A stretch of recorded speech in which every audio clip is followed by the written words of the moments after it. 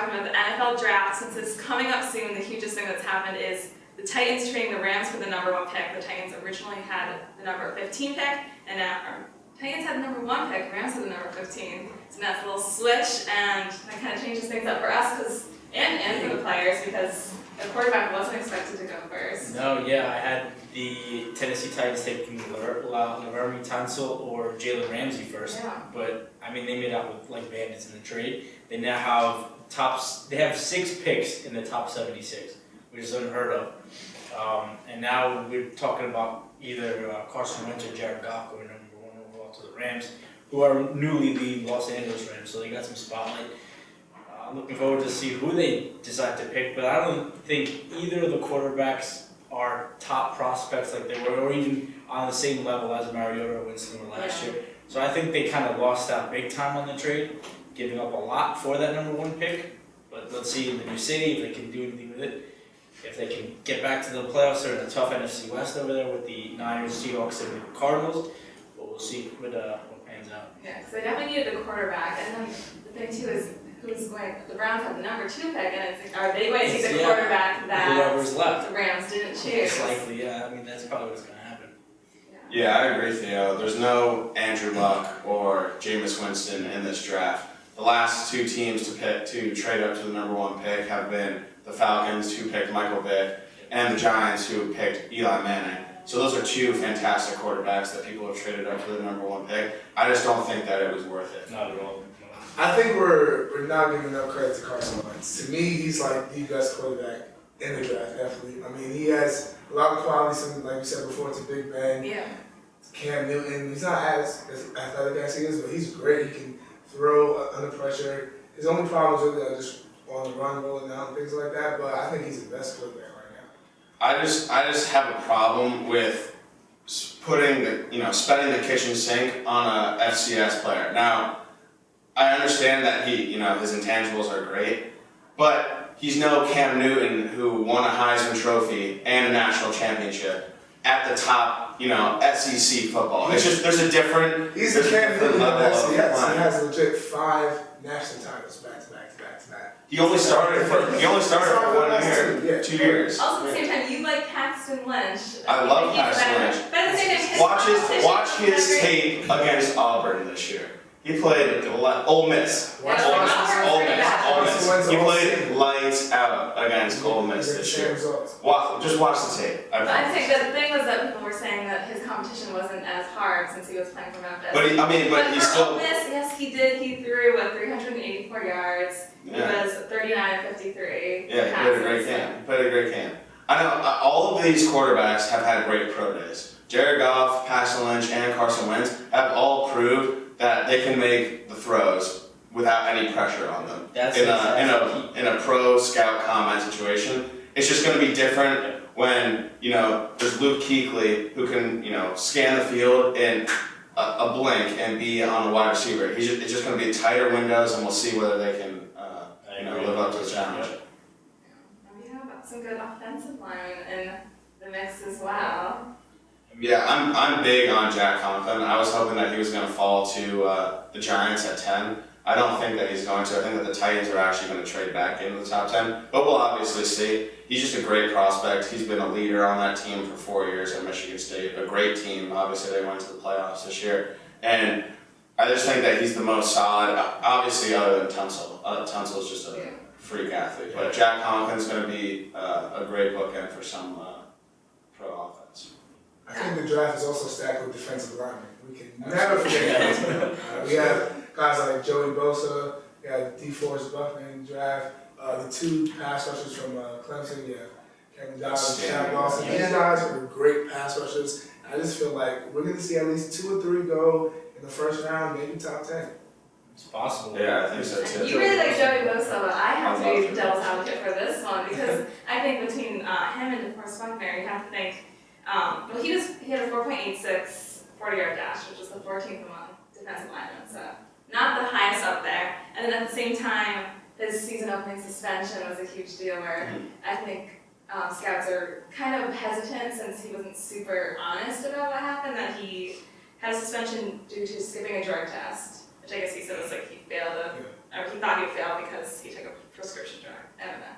So like with things like Johnny Manziel, you know what I mean? Like you don't want to invest all that money and have someone cause a lot of trouble. Whereas like this is increasingly important. Before it wasn't as important how they were off the field. You just wanted someone who was great on the field. But now it's like if you had to pick between the two, I would go with the not safer option, but safer off the field option. No, yeah, I mean old school teams would roll the dice on players with off the field issues, but now you're seeing more and more of them just distance themselves from problems. I think the only team besides, of course, the Browns who take chances like this is the Cowboys. They picked up Greg Hardy.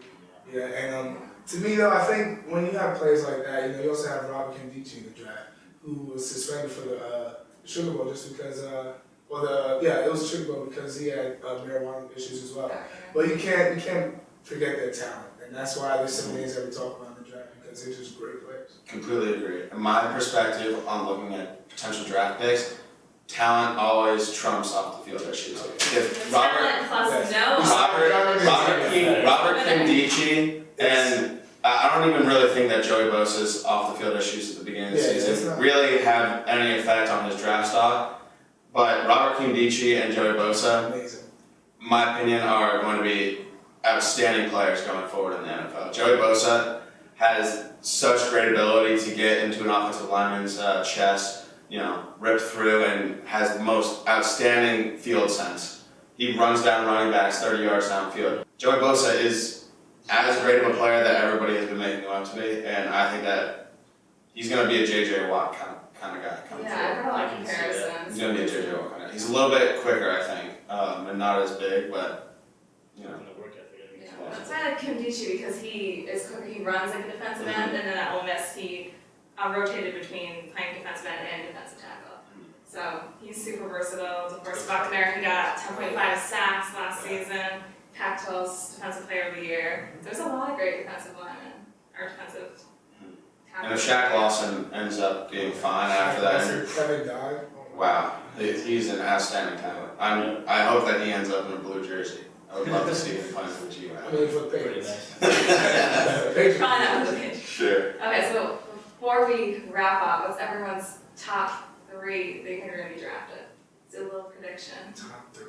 Top 3. Well, I got Carson Wentz number 1. Yeah, I You Carson gotta have Wentz the two number 1. quarterbacks 1 and 2, I guess, right? Yeah. Because I really don't see the Browns going with who I think is the best player after Tunsil, Jalen Ramsey at 2. I think they're going to go for a quarterback. They need a quarterback, but they need just about everything on that team, so you can't be sure until draft day. I have Wentz, Goff, Tunsil. 1, 2, 3. I think that's probably the safest. We'll go Wentz, Goff, and Deforest Buckner. Okay. Interesting. I think that the Rams are going to choose Carson Wentz. I think that Jared Goff, his numbers were inflated. They run an air raid offense. You look back to Graham Harrell in 06 coming out of Texas Tech through, 5,000, in between 5,000 and 6,000 yards. I'm not sure the exact number, but ended up not even playing a single snap. Air raid offenses, reads are a lot simpler in college, a lot, less tight windows, and that's why Jared Goff had a great college career. I actually don't even put Jared Goff in my top 3. I think it's Carson Wentz. I think that the Browns are going to go with Laremy Tunsil. I think that it's too much to put the Browns organization on a new face, on a new quarterback. I think that you can figure something out at quarterback, maybe, I think that a nice, strong bookend, the best tackle in the draft, obviously, Laremy Tunsil, he's going to be a great pick at number 2. That's my opinion. And then Jalen Ramsey going at 3 to fill the space of Eric Weddle for the Chargers. So. Did you pick me?